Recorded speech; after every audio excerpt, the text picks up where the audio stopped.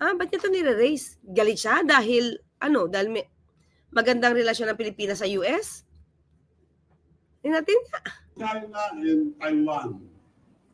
Sabi in China, we never invaded any country but Taiwan. We'll forget it because it's ours. Binigyan sila ng 5 years. Ang Amerika, 1, laban tayo. Kung kayo bumayag, laban tayo. Pagkagaling ang presidente natin doon, binigay kagad ilang meses. Ang dami. Kung matuloy yung away nila, sinong bubugin? Tayo.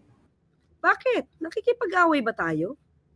Ang sabi ng Pangulo dito, sa interview niya na to, kung magkakaroon ng gera, war, no? Sa China, sa Taiwan, ano sabi ng Pangulo? Hindi maaaring hindi tayo madamay because of yung proximity. Malapit. So, anong gawin ng Pangulo? Hindi siya sasawsaw, Chavit. Hindi siya sasawsaw.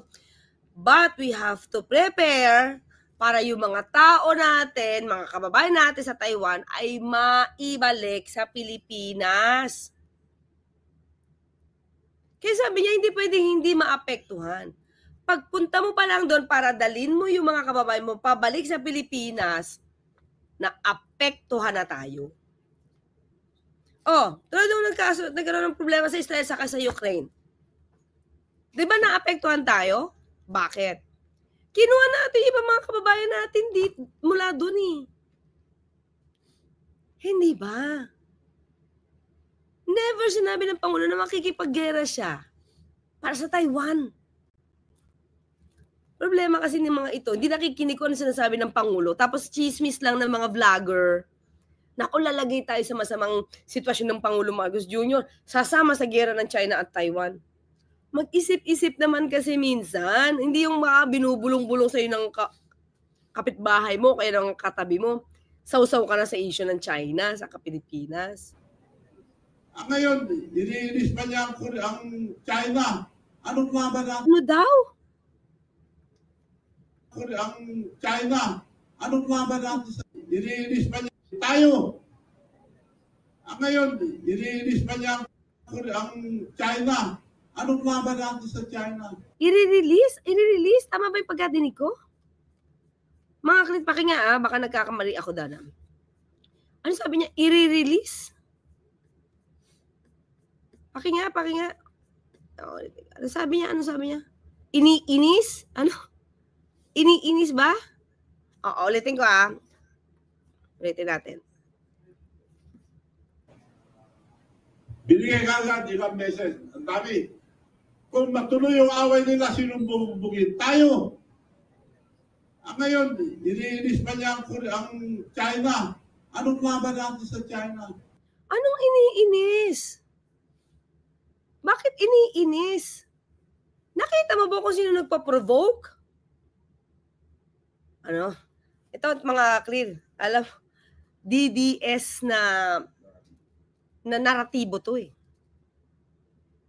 Kailan ininis ng Pangulo ang China?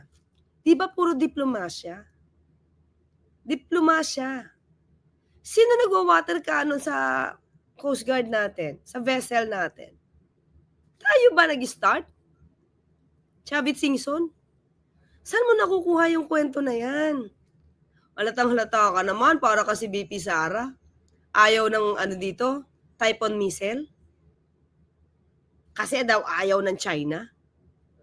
Bakit ka galit sa Amerika? Nga, Omni-OG, di ba? Bakit ka galit sa Amerika? Di ba? So, mas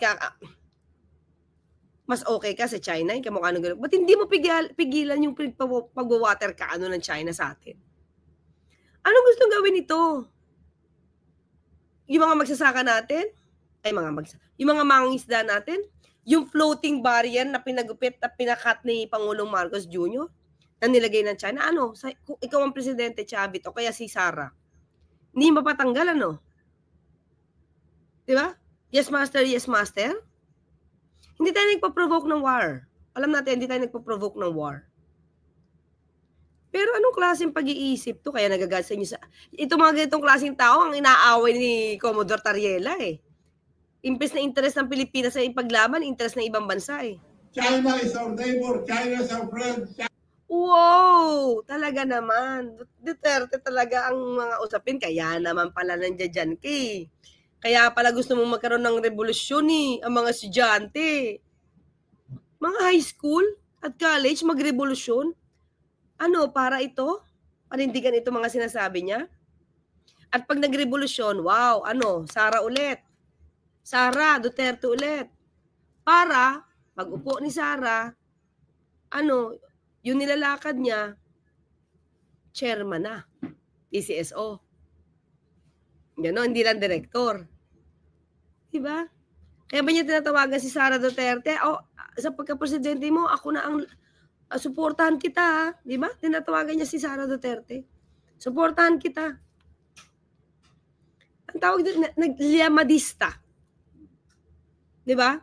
Liamadista. Kung saan pwedeng kumabig. Diba? Ngayon, hindi siya makakabig kay Pangulong Marcos Jr. at sinabing mukhang nagka-Alzheimer's na dahil hindi siya nakikilala. Ay hindi niya kakampihan. Diba? Hindi niya kakampihan. Kung saan siya pwedeng gumawi at lahat ng request niya ay oo-ohan siya. Dun siya. Question mark yun, ha? Nandito si Batang Helmet. Batang Helmet, nasaan ka? Hello? Ayun. Balikatan nung papuya. Kaya nga balikatan Hindi lang ngayon to. Ba't ini-issue nila? Is it because China ang involved? At China ay kaibigan? Kung kaibigan sa Chavit Singson, kung kaibigan at nakakausap mo, sabi mo wag mag-water cannon. Wag mag-water cannon sa atin. Ipaglaban mo naman yung West Philippine Sea, Chavit Singson. Diba? Ilang taon ka na ba? Diba? Ilang taon ka na lang. Maging hero ka naman. Maging hero ka naman para sa bansa mo, hindi pang personal na. Sana, wag naman yung pang personal. Di ba, Batang Helmet? Wag naman pang personal. Pambaya naman. Total mayaman ka na Di ba? Kaya nga ang tanong, ni General Luna, kasi di ba yung kwentuhan dyan tungkol sa negosyo. Bayan o sarili? Di ba? Basta sa pera, pwedeng ibenta ang dignidad ng bansa, no? Basta sa pera. Lahat ng mga kalaban ni BBM, galit kami. Ay, nako, talaga naman. Tito Dance Channel. So, yun na. Lumabas na. Lumabas na yung totoo. Diba? China is helping us a lot. Ha? Mabuti ka. Tubig lang kinakandong nila Ha? Ulit? Tubig lang kinakandong is helping us a lot. Mabuti ka. Tubig lang kinakandong nila Oh my gosh, mga kakli, nadidinig niyo ba to? Buti lang daw, tubig lang ang kinakanyon ng China. Masaya ka pa? Hindi kami masaya dun. Tinatayo yan sa tanda, natago yan si Tandang Chabitel. Sabi din niya sa flood control. Kaya ayaw niyang paimbestigahan, kaya kailangan niya maputol ang panunungkulan ni Pangulo para tigil din ang investigasyon sa flood control projects. Grabe naman kung totoo yan, di ba? May karapatan din sila doon dahil ang daming nag-claim, hindi lang tayo. Mark Lopez na dating nito. Ha? Vietnam at ibang country. It should be diplomatic. Kausapin niya lang. Yun nga ang ginagawa, diplomasya, di ba? Pero umu-okay ka pala sa pag-water cannon ng China. So in other words, kung sinusuportahan niya si VP Sara, ganun din ang mangyayari, mga kaklit. Wala na. Pag ganyan ng mga leaders natin, the likes of Chavit Singson. Wala. Yung nationalismo nawawala.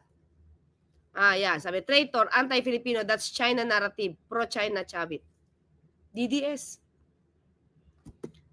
DDS. Ito lang tayo dyan. Decision. Pinalakpakan pa talaga. Stay neutral as a leader. You should stay neutral. Neutral ba tayo? Pwede ba tayo maging neutral para sa sarili nating interes? Tayo pa magiging neutral sa sarili nating interes? Hayaan nating i-water cannon tayo, katulad ng sinabi niya. Buti na lang, nagpasalamat pa tayo na wina-water cannon tayo. Buti daw, tubig lang.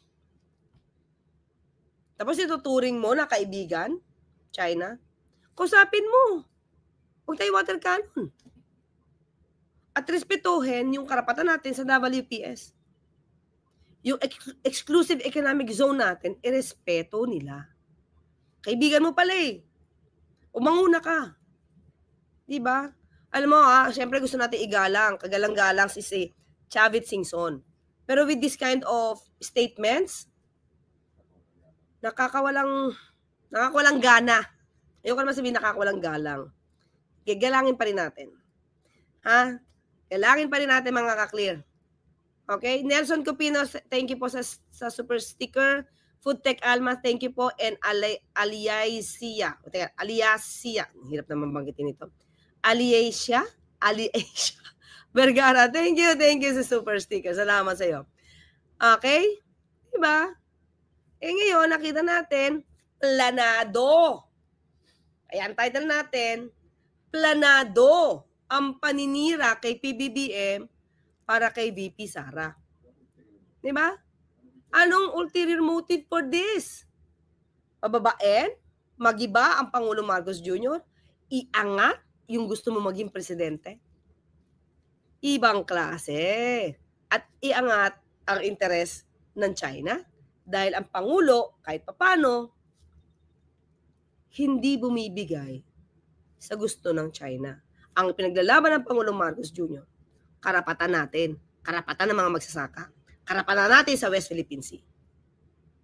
Nakakahiya naman kayo niyan.